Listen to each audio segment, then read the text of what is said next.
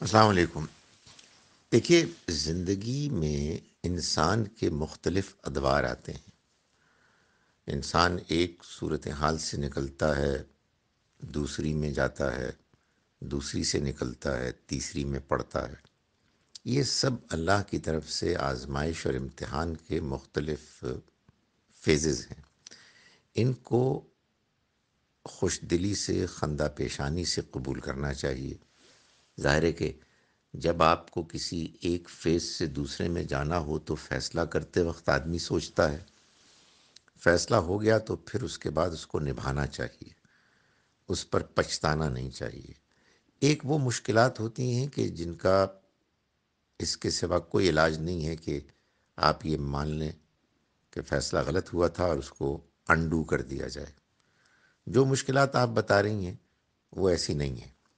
اس میں ہمت کرنی ہے اور اللہ سے دعا کرنی ہے اور اس کی امید رکھنی ہے کہ حالات بہتر ہوں گے، حالات بدلیں گے۔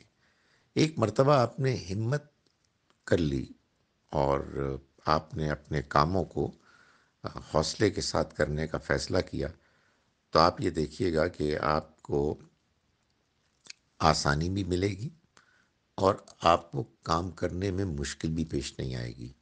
یہ اصل میں ایک مائنڈ سیٹ ہوتا ہے جو انسان کو تنگ کرتا ہے۔ آپ کو اگر یہ کیفیت آپ پر طاری رہے کہ میرے ساتھ زیادتی ہو رہی ہے، میرے ساتھ یہ نہیں ہونا چاہیے تھا، تو آپ یقین جانیے کہ یہ سوچ آپ کو کھا جائے گی۔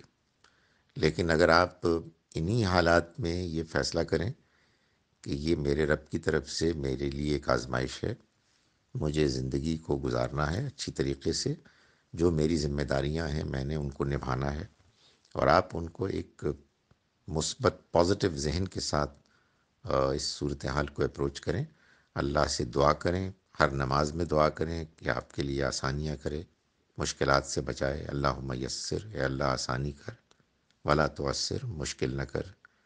یہ پڑھتے رہیں اور اپنے گھر میں اپنے خاوند کے ساتھ، سسرال والوں کے ساتھ اچھے تعلقات رکھیں، ان کی جو باتیں پازیٹیو ہیں اس کو، اس سے فائدہ اٹھائیں، جو نیگیٹو ہیں اس کو اگنور کریں۔